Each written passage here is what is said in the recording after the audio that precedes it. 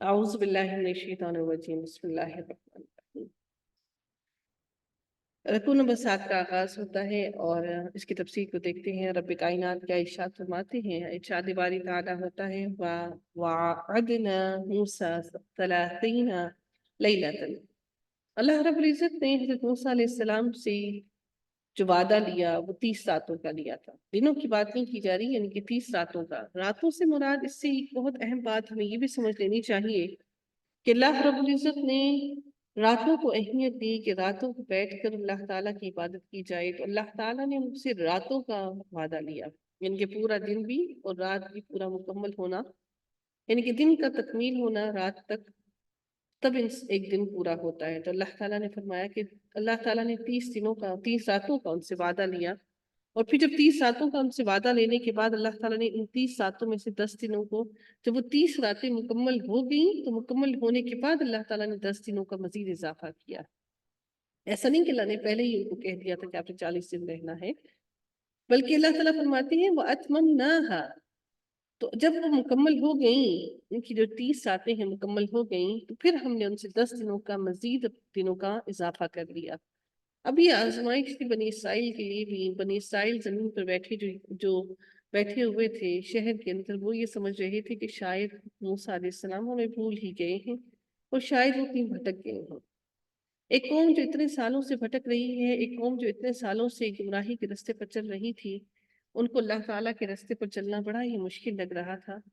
اور ان کو آسانی ہرگز نہیں لگ رہی تھی کہ وہ اللہ تعالیٰ کے راستے میں اس طرح سے اللہ کے راستے میں عبادت کریں اور وہ اپنی ساری منمانیاں جو حرام کام کر رہے تھے ان سب کو چھوڑ دیں۔ حتیٰ کہ وہ غلامی کی زندگی میں تھے، بڑی مفلسی کی زندگی میں تھے، اس کے باوجود بھی ان کو بہت مشکل لگ رہا تھا کہ وہ ان ساری چیزوں کو چھوڑ دیں۔ اگر وہ عیش و عشرت کی زندگی گزارتے تو پھر سوچئے کہ وہ کس قدر باغی ہو جاتے۔ جنہوں نے اتنی غلامی کی زندگی گزاری، جنہوں نے اتنی اذیت کی زندگی گزاری، اس کے باوجود بھی وہ اللہ تعالیٰ کے اتنے نافرمان ہو گئے۔ تو اس چیز سے ہمیں اندازہ لگا لینا چاہیے کہ اللہ تعالیٰ بہتر جانتا ہے کہ وہ کسی قوم کو کس حالت میں رکھتا ہے، اور پھر اللہ تعالیٰ کی یہ سنت نہیں کہ اللہ تعالیٰ کسی بھی قوم کے اوپر ظلم نہیں کرتا، اللہ تعالیٰ کسی کا قرض نہیں رکھتا۔ ہر قوم نے جتنا جتنا کیا، اللہ تعالیٰ نے اس کو وہ چیزیں، ان چیزوں کا اجر، ان چیزوں کی سہولیات دنیا میں پوری کی پوری ان کو عطا کر دیں۔ اور اللہ تعالیٰ نے جب بھی کسی قوم کو پکڑا، جب بھی کسی قوم کے اوپر عذاب کو عطا کیا، ہمیشہ اس وقت کیا جبکہ وہ قوم اپنی پوری عیش و عشرت کو دیکھ رہی ہوتی ہے۔ جب اللہ تعالیٰ نے مزید 10 دنوں کا وعدہ کیا اور وہ 40 پلیز اپنے مائک کا دھیان رکھیے۔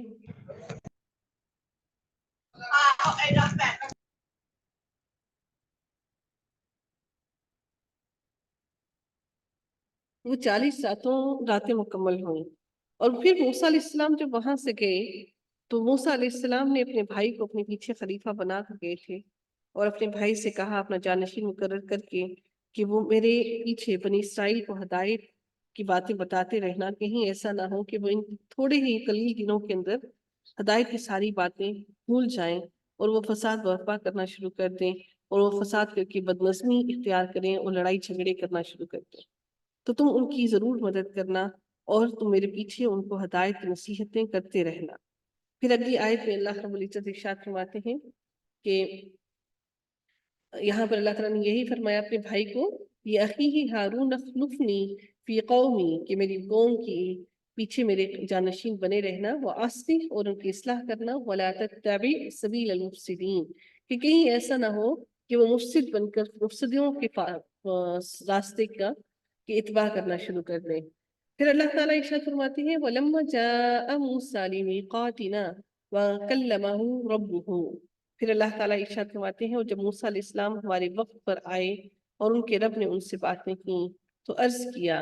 کیا عرض کیا موسیٰ علیہ السلام نے؟ قَالَ رَبِّ أَرِنِي أَنظُرْ إِلَيْكَ، کیا کہا انہوں نے کہ،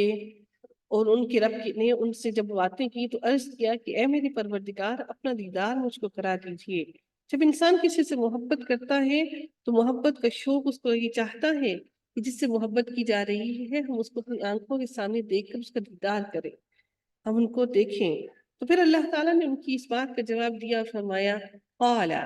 فرمایا لن ترانی، تو ہرگز نہیں دیکھ سکے گا مجھے، ولیکن اور لیکن انظر الی الجبل، تو پھر اس پہاڑ کی طرف دیکھ جس پہاڑ پر وہ کھڑے تھے۔ تو اللہ تعالیٰ نے فرمایا کہ یہ جو سامنے تیرے پہاڑ ہے اس پہاڑ کی طرف دیکھ، اگر تو یہ پہاڑ اپنے مقام پر کھڑا رہا، ویسا ہی رہا جس طرح سے ہے، تو عنقریب تو بھی مجھے دیکھ لے گا۔ فسوف ترانی، تو اللہ تعالیٰ نے کیا فرمایا کہ فسوف ترانی، تو بھی مجھے دیکھ لے گا۔ فلما تجلی، تو پھر جب اللہ تعالیٰ نے اپنی تجلی اس پہاڑ کو دکھائی، اللہ تعالیٰ نے صرف اپنی تجلی دکھائی، اپنا پورا ابھی اللہ تعالیٰ نے اپنا پورا پردہ نہ ہٹایا، بلکہ اللہ رب العزت نے تھوڑی سی تجلی ہی دکھائی، اپنے جلوے کا ایک صرف عکس ہی جب دکھایا رب کائنات نے، دکا وخرا، تو وہ پہاڑ کیا ہو گیا؟ ریزہ ریزہ ہو گیا۔ جیسے ہی اللہ تعالیٰ کی تجلی دیکھی تو پہاڑ ریزہ ریزہ ہو گیا، اور وخر موسیٰ صعیقا، اور موسیٰ علیہ السلام بے ہوش ہو کر گر پڑے۔ حضرت موسیٰ علیہ السلام نے ڈائریکٹ ان کی آنکھوں نے اللہ تعالیٰ کو نہیں دیکھا، بلکہ اس پہاڑ پر جو اللہ تعالیٰ کی تجلی ہوئی، اس تجلی کو انہوں نے دیکھا۔ فلما افاقا، تو آپ یہ اس چیز سے اندازہ لگائیے کہ اللہ تعالیٰ کو دیکھنے کے لیے ہم جیسی عام آنکھیں نہیں ہوں گی، ہماری آنکھیں ویسی نہیں ہوں گی۔ جنت والے لوگوں کی آنکھیں، ان کی بینائی بہت تیز کر دی جائے گی، اور ہم میں سے جو لوگ بھی حوض کوثر کا پانی پئیں گے، حوض کوثر کا پانی پینے کے بعد ان کی آنکھوں کو ایک طاقت مل جائے گی، جس طاقت سے وہ لوگ اللہ تعالیٰ کا دیدار کر سکیں گے۔ اللہ تعالیٰ سے دعا ہے کہ رب کائنات ہم سب کو نبی پاک صلی اللہ علیہ وآلہ وسلم کے ہاتھوں سے حوض کوثر کا پانی پینا نصیب فرمائے، آمین یا رب العالمین۔ جب حضرت موسیٰ علیہ السلام بے ہوش ہو کر گر گئے، تو جب ان کو ہوش آیا تو انہوں نے کیا کہا؟ فلما افاق قال، پھر جیسے ہی ان کو ہوش آیا، ہوش میں آئے، تو حضرت موسیٰ علیہ السلام نے کہا سبحانک، اے رب کائنات پاک ہے تو، تبت الیک وانا اول المؤمنین، اور انہوں نے کہا کہ بے شک آپ کی ذات پاک ہے اور میں توبہ کرتا ہوں، میں توبہ کرتا ہوں، الیک، آپ کی طرف میں توبہ کرتا ہوں کہ میں نے جو آپ کے سامنے گزارش کی آپ کو دیکھنے کی، میں اس چیز کو نہیں جانتا تھا کہ آپ کو دیکھنا میری آنکھوں کو گوارا نہیں، میری آنکھیں یہ طاقت نہیں رکھتی کہ وہ آپ کو دیکھ سکیں۔ میں نے جو حجت کی اس حجت کے لیے آپ سے معافی مانگتا ہوں، اور وَأَنَا أَوَّلُ الْمُؤْمِنِينَ، اور میں سب سے پہلا ہوں ایمان لانے والوں میں سے، میں سب سے پہلا آپ کو ایمان لانے والوں میں سے ہوں۔ تو یہاں سے ہمیں یہ اندازہ لگا لینا چاہیے کہ انسانی آنکھ اللہ تعالیٰ کو دیکھنے پر قدرت ہرگز نہیں رکھتی ہے۔ پھر اللہ تعالیٰ نے کیا ارشاد فرمایا؟ قال یا موسیٰ انی اصطفیتک علی الناس برسالتی وبکلامی، اللہ تعالیٰ ارشاد فرماتے ہیں کہ ارشاد ہوا کہ اے موسیٰ، میں نے پیغمبری اور اپنی ہم کلامی سے اور لوگوں پر تم کو امتیاز عطا کی ہے، تمہیں الگ کر دیا، تمہیں چن لیا ہے لوگوں میں سے کہ تم میرا پیغام پہنچائے اور میرا کلام ان لوگوں تک پہنچائے۔ میں نے تمہیں باقی لوگوں سے ممتاز کر دیا، مختلف کر دیا، الگ کر دیا۔ فخذ، تو پکڑ لے، ما آتیتک وکم من الشاکرین، جو میں نے تمہیں عطا کیا ہے تو اس کو پکڑ لے اور تو شکر گزار بندوں میں سے ہو جا۔ کیونکہ اللہ تعالیٰ اگر یہ ہدایت کی چیزیں، یہ کلمات اللہ رب العزت نہ اتارتا تو ہرگز وہ ہدایت نہ پا سکتے۔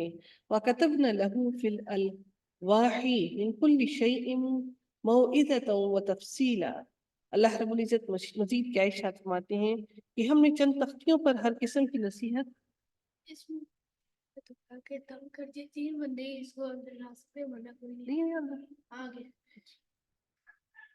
وَكَتَبْنَا لَهُ فِي الْأَلْوَاحِ مِنْ كُلِّ شَيْءٍ، اللہ تعالیٰ ارشاد فرماتے ہیں کہ اللہ تعالیٰ نے جو تختیاں حضرت موسیٰ علیہ السلام کو بھیجی تھیں وہ لکھی ہوئی تھیں۔ جیسے نبی اکرم صلی اللہ علیہ وآلہ وسلم کی طرف وحی آئی نا، تو وہ لکھی ہوئی صورت میں نہیں آئی، بلکہ یہ تختیاں اللہ تعالیٰ کی طرف سے لکھی ہوئی آئیں ان کے پاس سے، اور جب وہ نصیحت کی باتیں اللہ تعالیٰ نے ان کی طرف سے بھیجی، وہ لکھی ہوئی تختیاں اللہ تعالیٰ نے ان کو عطا کی، ان کو دیں، اور اللہ تعالیٰ نے جب ان کو وہ تختیاں دیں تو اللہ تعالیٰ ارشاد فرماتے ہیں اور ہم نے چند تختیوں پر ہر قسم کی نصیحت اور ہر چیز کی تفصیل ان کو لکھ کر دی۔ سب کچھ اللہ تعالیٰ نے ان کو وہ تفصیلات لکھ کر اللہ تعالیٰ نے ان کو عطا کر دیں اور ان کو دیں۔ پھر اللہ تعالیٰ ارشاد فرماتے ہیں تم ان کو پوری طاقت کے ساتھ پکڑ لو اور اپنی قوم کو حکم کرو کہ ان کے اچھے اچھے احکام پر عمل کریں۔ نصیحت کے احکامات پر اللہ تعالیٰ نے جو ان کو دیے ہیں، یأخذوا بأحسنها، کہ اچھے اچھے احکامات پر ان کے عمل کریں۔ سأریکم دار الفاسقین، پھر اللہ تعالیٰ یہ بھی ارشاد فرما دیتے ہیں کہ اب بہت جلد ہی تم لوگوں کو ان لوگوں کا مقام بتا دیا جائے گا جو کہ فاسق لوگ ہیں، ان کے مقام کا اللہ تعالیٰ جلد ہی ان کے بارے میں ان کو بتا دے گا۔ اللہ تعالیٰ کا کلام جب دوسری مرتبہ حضرت موسیٰ علیہ السلام کو جب مشرف حاصل ہوا، اس سے قبل جب آگ لینے گئی تھے تو اللہ تعالیٰ نے ہم کلامی سے نوازا تھا جب پہلی دفعہ، جب حضرت موسیٰ علیہ السلام نے جب حضرت موسیٰ علیہ السلام جب اپنے قافلے کے ساتھ، اپنے گھر والوں کے ساتھ جب اپنے شہر سے نکل کر آئے تھے، جب اللہ تعالیٰ نے حکم دیا تھا کہ جاؤ فرعون کے لوگوں کو اللہ تعالیٰ کی طرف بلاؤ اور اللہ تعالیٰ کی بات سے آگاہ کرو، تو اس وقت اللہ تعالیٰ نے ان کو جب یہ دوسری مرتبہ جب ان کا کلام ہوا اللہ تعالیٰ سے، وہ اس وقت تھا جبکہ حضرت موسیٰ علیہ السلام کو جب ایک آگ کا شعلہ سا نظر آیا اور سردی کا موسم تھا بہت شدید قسم کا، تو انہوں نے اپنے گھر والوں سے کہا کہ تم لوگ ٹھہرو، مجھے آگ کا شعلہ نظر آ رہا ہے، روشنی نظر آ رہی ہے، ممکن ہے کہ مجھے وہاں سے آگ مل جائے تو میں وہاں سے کچھ آگ لے آؤں۔ تو پھر وہاں پر جب حضرت موسیٰ علیہ السلام وہاں پر گئے تو اس وقت انہیں پیغمبری عطا کی گئی، اللہ تعالیٰ نے ان کو عطا کیا کہ اللہ تعالیٰ نے ان کو بتایا کہ اللہ تعالیٰ نے آپ کو پیغمبر سلیکٹ کر لیا ہے، ٹھیک ہے۔ تو اس وقت اللہ تعالیٰ نے اس سے پہلے حضرت موسیٰ علیہ السلام کو پیغمبری نہیں دی گئی تھی، ٹھیک ہے، اس وقت اللہ تعالیٰ نے ان کو پیغمبری عطا کی۔ اگلی آیت کا آغاز ہوتا ہے، اللہ تعالیٰ ارشاد فرماتے ہیں سأصرف عن آیات الذین یتکبرون فی الارض بغیر الحق۔ رب کائنات ارشاد فرماتے ہیں کہ میں ایسے لوگوں کو اپنے احکامات سے دور ہی رکھوں گا جو دنیا میں تکبر کرتے ہیں۔ عن آیات الذین یتکبرون فی الارض، جو دنیا میں، جو زمین میں تکبر کرتے ہیں بغیر الحق، بغیر حق کے۔ تکبر کرنا کسی کو بھی جائز نہیں۔ کیوں جائز نہیں؟ کیونکہ کوئی بھی ایسا نہیں ہے جو دنیا میں کوئی بھی ایسا انسان نہیں ہے جس کے پاس دنیا میں کوئی ایک بھی چیز اس کی اپنی ہو۔ یہ ساری کی ساری کائنات، یہ ساری کی ساری دنیا کا مالک رب کائنات ہی ہے۔ تو جو کوئی بھی اس دنیا کے کسی بھی چیز پر تکبر کرتا ہے، اللہ تعالیٰ ان کو اپنی آیتوں سے پھیر دیتا ہے، اللہ تعالیٰ ان کو ہدایت عطا نہیں کرتا۔ سأصرف عن آیت الذین یتکبرون فی الارض بغیر الحق، ناحق تکبر کرتے ہیں۔ ہم میں سے کسی کو کیا حق حاصل ہے کہ ہم میں سے کوئی بھی تکبر کرے؟ ہم میں سے کسی کے پاس یہ طاقت نہیں کہ ہم کوئی بھی دنیا کی چیز اپنے ساتھ رکھ سکیں۔ یہ کائنات، رب کائنات، یہ ساری کی ساری دنیا، زمین اور آسمان، اس کے اندر ہر چیز اللہ تعالیٰ کی ہے، تو ہم کون ہوتے ہیں تکبر کرنے کے والے؟ اللہ تعالیٰ ارشاد فرماتے ہیں کہ ان کو ہرگز حاصل نہیں ہے کہ یہ تکبر کریں، اور اگر تمام نشانیاں یہ دیکھ بھی لیں تب بھی وہ ان پر ایمان نہیں لائیں گے۔ یہ ساری کی ساری نشانیاں جو اللہ تعالیٰ نے ان کو دے دی ہیں، وہ اپنی آنکھوں سے دیکھ بھی لیں تب بھی یہ اس پر ایمان نہیں لائیں گے۔ وَإِن يَرَوْا سَبِيلَ الرُّشْدِ، اور آپ دیکھیں گے کہ اگر ان کو ہدایت کا راستہ دیکھیں گے لوگ تو اس کا اپنا طریقہ نہیں بنائیں گے، اس ہدایت کے راستے پر نہیں چلیں گے۔ لا يتخذوه سبیلا، اس ہدایت کے راستے کو ہرگز نہیں اپنائیں گے۔ کبھی وہ اس میں کجیاں تلاش کریں گے، کبھی وہ کہیں گے کہ یہ رستہ غلط ہے، حالانکہ دل کے اندر ہدایت کی بات انسان کے دل میں ضرور اترتی ہے، ایسا ممکن ہی نہیں کہ دل کے اندر نہ اترے۔ وَإِن يَرَوْا سَبِيلَ الْغَيِّ، اور جب بھی وہ بغی یعنی کہ بغاوت کا غلط رستہ دیکھتے ہیں، يَتَّخِذُوهُ سَبِيلًا، تو اس رستے کو اپنا لیتے ہیں اور اس پر چل پڑتے ہیں۔ اللہ تعالیٰ فرماتے ہیں کیوں ایسا ہوتا ہے کہ ہدایت کا رستہ ان کو کیوں نظر نہیں آتا، کیوں ایسا ہوتا ہے کہ ہدایت کے رستے پر وہ نہیں چل پاتے۔ اب اللہ تعالیٰ اس کی وجہ بھی بیان فرماتے ہیں اور فرماتے ہیں کہ ذَلِكَ بِأَنَّهُمْ كَذَّبُوا بِآيَاتِنَا، کہ اس وجہ سے ہوا کیونکہ انہوں نے ہماری آیات کو جھٹلا دیا۔ وَكَانُوا عَنْهَا غَافِلِينَ، وہ تھے ہی غافل۔ جو غافل لوگ ہوتے ہیں، جو غفلت میں پڑے ہوتے ہیں، وہ سیدھے رستے کو دیکھ ہی نہیں پاتے۔ اللہ تعالیٰ ان کی آنکھوں پر پردہ ڈال دیتا ہے، اللہ تعالیٰ ان کے کانوں پر بوجھ ڈال دیتا ہے، نہ ہدایت کی بات ان کے کانوں سے اتر کر ان کے دل میں اترتی ہی نہیں، نہ وہ سیدھے رستے پر چل پاتے ہیں۔ رب کائنات ارشاد فرماتے ہیں کہ وَالَّذِينَ كَذَّبُوا بِآيَاتِنَا وَلِقَاءِ الْآخِرَةِ حَبِطَتْ أَعْمَالُهُمْ، وہ سارے کے سارے لوگ، ان سب لوگوں کی بات کی جا رہی ہے جن لوگوں نے غفلت بھی کی اور جن لوگوں نے اللہ تعالیٰ کے رستے پر نہیں جو لوگ چلے، اور جن لوگوں نے اللہ تعالیٰ کے رستے سے روکا بھی، اور جنہوں نے اللہ تعالیٰ کی آیات کو جھٹلایا بھی اور قیامت کے آنے والے دن کو بھی جھٹلا دیا۔ تو اللہ تعالیٰ ان لوگوں کے لیے ارشاد فرماتے ہیں کہ ان کے سارے اعمال کو اللہ تعالیٰ نے غارت کر دیا۔ ان کا نامہ اعمال صرف اور صرف ظلم ہی ہے، باطل ہی ہے، اور وہ حق نہیں ہو سکتا۔ ان کا نامہ اعمال صرف اور صرف شر ہی ہے، شر سے ہی بھرا ہوا ہے۔ اس وجہ سے اللہ تعالیٰ نے ان کے سارے اعمال کو، کوئی چھوٹا سا بھی اچھا عمل کیا، رب کائنات نے وہ عمل بھی ان کا ضائع کر دیا۔ هل يجزون الا ما كانوا يعملون، رب کائنات کے ارشاد فرماتے ہیں کہ ان کو وہی سزا دی جائے گی جو کچھ وہ کرتے تھے، وہی ان کو بدلہ دیا جائے گا جو وہ عمل کیا کرتے تھے۔ تو تم کیا سمجھتے ہو کہ کیا ان کو اچھا بدلہ دیا جائے گا؟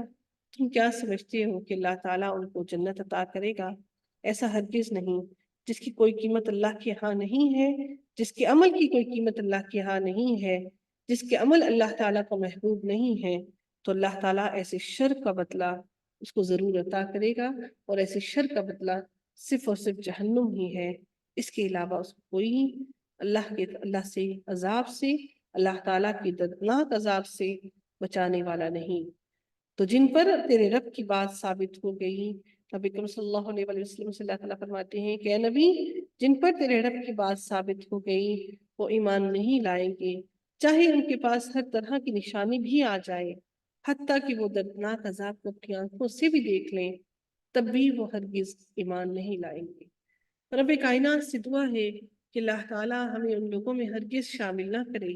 جو اپنی آنکھوں سے نشانیوں کو دیکھ لینے کے باوجود بھی، اللہ تعالیٰ کی جاہ و جلال کو پڑھ لینے کے باوجود بھی، سمجھ جانے کے باوجود بھی عمل کرنے سے قاصر ہوں۔ اللہ تعالیٰ سے بار بار دعا ہے کہ اے رب کائنات ہمارے اعمال کو اپنے لیے خالص کر لے، ہماری نیتوں کو خالص کر لے، ہمارا پڑھنا قبول کر لے، ہمارا پڑھانا قبول کر لے، ہمارے اعمال کو اپنی رضا کے مطابق ڈھال لے، تو ہم سے راضی ہو جائے۔ آمین یا رب العالمین۔ وآخر دعوانا ان الحمد للہ رب العالمین، صلی اللہ تعالی علی خیر خلقہ اجمعین، برحمتک یا ارحم الراحمین۔